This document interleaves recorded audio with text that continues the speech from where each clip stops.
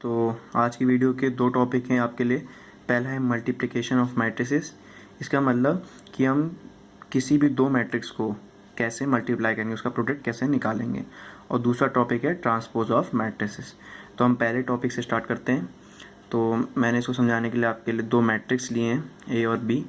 अब मैं आपको बताऊँगा कि इन दोनों को मल्टीप्लाई कैसे करते हैं।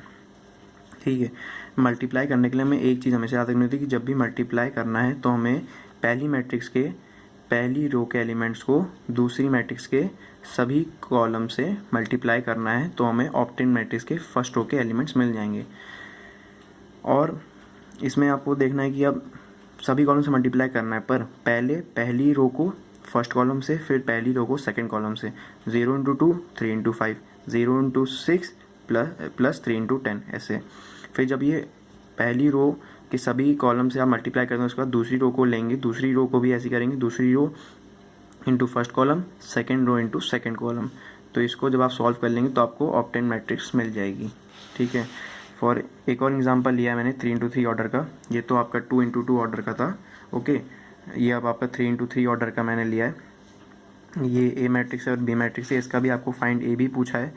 तो इसमें आप यही करेंगे कि जो फर्स्ट रो के एलिमेंट्स हैं उसको सेकेंड मैट्रिक्स के फर्स्ट कॉलम से मल्टीप्लाई कर देंगे, और फिर इसी तरह के जो ये वाले जो एलिमेंट्स हैं उनको सेकंड कॉलम से, फिर इन्हीं एलिमेंट्स को थर्ड कॉलम से। 1 इंटू 5, 4 इंटू 2, 6 इंटू 9, फिर 1 into 4, 4 into 6, 6 into 10, 1 into 1, 4 into 2, 6 into 1, like this. फिर जब ये रो सभी कॉलम से मल्टीप्लाई हो जाएगी तब दूसरी रो को लेंगे, दूसरी रो को भी फर्स्ट कॉलम से, सेकंड कॉलम से, थर्ड कॉलम से मल्टीप्लाई करेंगे। फिर तीसरी रो को भी फर्स्ट कॉलम से, सेकंड कॉलम से, थर्ड कॉलम से मल्टीप्लाई करके यहाँ लिख देंगे, तो आपको ऑप्टेन मैट्रिक्स मिल जाएगी।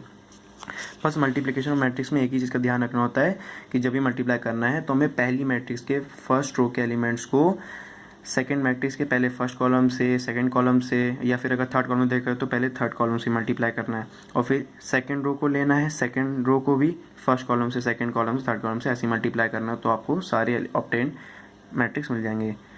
If you want to note you can note this.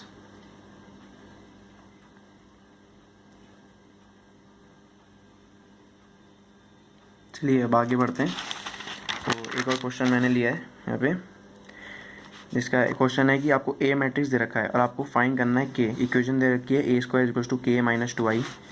फिर आपको ए स्क्वायर मतलब आपको भाई मल्टीप्लाई करना है ए इंटू ए, तो हमने ए इंटू ऐसे लिखा। फिर वही फर्स्ट रो के एलिमेंट्स को फर्स्ट कॉलम से, फिर सेकंड कॉलम से, फिर सेकंड रो के एलिमेंट्स को फर्स्ट कॉलम से, और फिर सेकंड रो के एलिमेंट्स को सेकंड कॉलम से मल्टीप्लाई करेंगे तो आपको ए स्क्वायर मिल जाएगा। फिर इक्वेशन रखेंगे ए स्क्वायर इक्वल्स टू के ए माइनस 2i।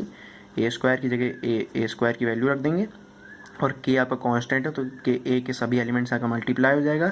और आई मतलब आइडेंटिटी मैट्रिक्स से भी 2 इंटू 2 ऑर्डर की है तो ऐसे लिखेंगे, अगर 3 इंटू 3 ऑर्डर की होती है ऐसे लिखते हैं। आइडेंटिटी मैट्रिक्स आपको पता ही है कि डायगोनल एलिमेंट्स 1 होंगे और सारे एलिमेंट्स 0 होंगे, तो ये 2 इन सभी एलिमेंट से मल्टीप्लाई हो जाएगा। और एडिशन और सब्ट्रैक्शन आप करना जानते हैं कि एडिशन सब्ट्रैक्शन कैसे होता है।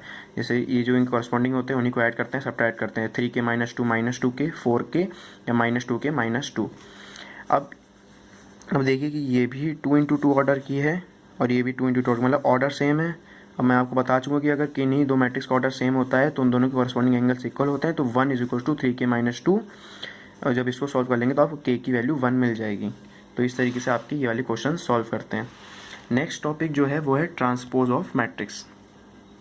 देखिए इसमें लिखा है कि if A is a matrix of m into n order then the matrix A dash obtained by interchanging it row and columns is called transpose of matrix. इसका मतलब है कि अगर आपको ए मैट्रिक्स दे रखी है किसी भी ऑर्डर की, 3 इंटू 1, 3 इंटू 2 या 2 इंटू 3, किसी भी ऑर्डर की आपको मैट्रिक्स दे रखी है, अगर आप उसके रोज और कॉलम्स जो हैं आपको इंटरचेंज कर दें तो आपको उसका ट्रांसपोज मिल जाएगा। मैंने यहाँ दो एग्जाम्पल आपको समझाने के लिए। पहला एग्जाम्पल है ए मैट्रिक्स दे रखी है जिसके एलिमेंट्स है 1, 4, 2, -1। अब मैंने आपको बताया कि अगर आप रो कॉलम चेंज कर देंगे तो आपको इसका ट्रांसपोज मिल जाएगा। इसमें भी आपको ट्रांसपोज निकालना है, तो अब देखिए ये रो दे रखी है, इसको कॉलम बना देंगे, इस रो को भी कॉलम बना देंगे। अगर आप रो को कॉलम बना रहे हैं तो रो को कॉलम ही बनाएंगे सबको, कॉलम को रो, रो को कॉलम ऐसा नहीं बनाएंगे। जो एक चीज़ फॉलो कर रहे हैं उसी चीज़ को फॉलो करिए।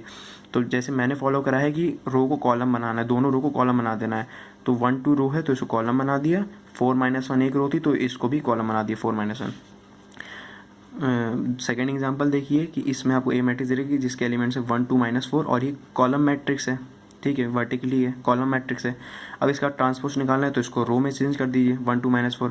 और अगर सपोज कर लीजिए आपको ये क्वेश्चन दे रखा होता है, इसका ट्रांसपोज निकालना है तो ये उसका ट्रांसपोज हो जाता। मतलब आपको इंटरचेंज करना है रो और कॉलम्स को। नेक्स्ट हम देखते हैं कुछ 4 प्रॉपर्टीज़ दे रखी हैं ट्रांसपोज ऑफ मैट्रिक्स की, जो कि आपको क्वेश्चन सॉल्व करने में बहुत हेल्प करेंगी। इसका है कि ए का ट्रांसपोज करेंगे और अगर उसका भी ट्रांसपोज करेंगे तो आपको वही मैट्रिक्स मिलेगी जिसका आप ट्रांसपोज कर रहे हैं। फॉर एग्जांपल, अगर आपने ए मैट्रिक्स लिए थे 5 0 1 2, आप इसका ट्रांसपोज कर रहे हैं तो इसका ट्रांसपोज क्या आएगा, रो को कॉलम बना देंगे। तो फर्स्ट रो को कॉलम बना दिए 5 0, सेकंड रो को कॉलम बनाया तो 1 2। अब अभी एक ट्रांसपोज आपने निकाल दिया। अभी इस प्रॉपर्टी के हिसाब से क्या है, इसका भी ट्रांसपोज निकालना है, मतलब ए डैश का भी ट्रांसपोज निकालना है। तो क्या आएगा, वही पहली रो को फिर कॉलम बना देंगे, दूसरी रो को फिर कॉलम बना देंगे। अब देखिए ये और ये सेम है 5 0 1 2 5 0 1 2। तो इसका मतलब यही कि अगर आप जिसका भी ट्रांसपोज निकालेंगे और उसका भी ट्रांसपोज निकाल देंगे मैट्रिक्स का, तो आपको वही मैट्रिक्स मिल जाएगी, ठीक है। दूसरा है कि के ए का ट्रांसपोज निकालना है, के ए ब्रैकेट में और उसका ट्रांसपोज निकालना है। तो के तो अब कांस्टेंट है तो उसका कोई ट्रांसपोज होता नहीं है, तो मैट्रिक्स से ट्रांसपोज ऐसे निकाल देंगे के ए का ट्रांसपोज। अब ए प्लस बी का होल ब्रैकेट में ट्रांसपोज निकालना है, तो इसका प्रॉपर्टी होती है A transpose plus B transpose. अगर आपको कोई भी दो मैट्रिक्स दे रखी हैं, पूछा है कि फाइंड ए प्लस बी का होल ब्रैकेट ट्रांसपोज, तो आपको ए का ट्रांसपोज प्लस बी का ट्रांसपोज कर देना, आपको आंसर मिल जाएगा। अभी मैं आपको एक एग्जांपल में बताऊंगा। ये आपकी लास्ट प्रॉपर्टी है ए बी का ट्रांसपोज। ए बी का ट्रांसपोज जब भी आपसे पूछा जाए तो बी का ट्रांसपोज इंटू ए का ट्रांसपोज। ऐसी अगर यहाँ पे आपसे पूछा जाए बी ए का ट्रांसपोज तो ए का ट्रांसपोज बी का ट्रांसपोज। इन ये दो प्रॉपर्टी लगभग सेम ही है, मतलब ये 4 प्रॉपर्टी हैं, आपको ये याद करनी पड़ेंगी। ओके, तो एक हम एग्जांपल देख लेते हैं। इसमें ए डैश मतलब ए मैट्रिक्स है, उसका ट्रांसपोज आपको पहले से दे रखा है और ये बी दे रखा है, इसका ट्रांसपोज नहीं। ये तो नॉर्मल मैट्रिक्स आपको दे रखी है, पर ये ट्रांसपोज हुई भी मैट्रिक्स आपको दे रखी है। आपको फाइंड करना है ए प्लस 2b और ब्रैकेट ट्रांसपोज, मतलब ए प्लस 2b का ट्रांसपोज आपको फाइंड करना है। तो हम ये थर्ड प्रॉपर्टी यूज़ करेंगे, ए प्लस बी का ट्रांसपोज इक्वल्स टू ए का ट्रांसपोज प्लस बी का ट्रांसपोज। ऐसी ए का ट्रांसपोज प्लस 2b का ट्रांसपोज। अब ए का ट्रांसपोज तो आपको दे ही रखा है, तो इसको मैट्रिक्स को तो एज इट इज़ लिख देंगे। 2b का ट्रांसपोज मतलब क्या है कि, देखिए बताता हूँ। देखिए ए का ट्रांसपोज आपको दे रखा था, फिर 2 इंटू बी के एलिमेंट्स लिखेंगे, फिर 2 को सभी बी के एलिमेंट से मल्टीप्लाई कर देंगे, फिर इसका ट्रांसपोज करेंगे। तो ट्रांसपोज करके ये आएगा, और एडिशन मैंने आपको बता ही रखा है, तो इसके एडिशन आप कर देंगे -2 -4 3 + 2 5 1 + 0 1 एंड 2 + 4 6। तो आपको आंसर मिल जाएगा।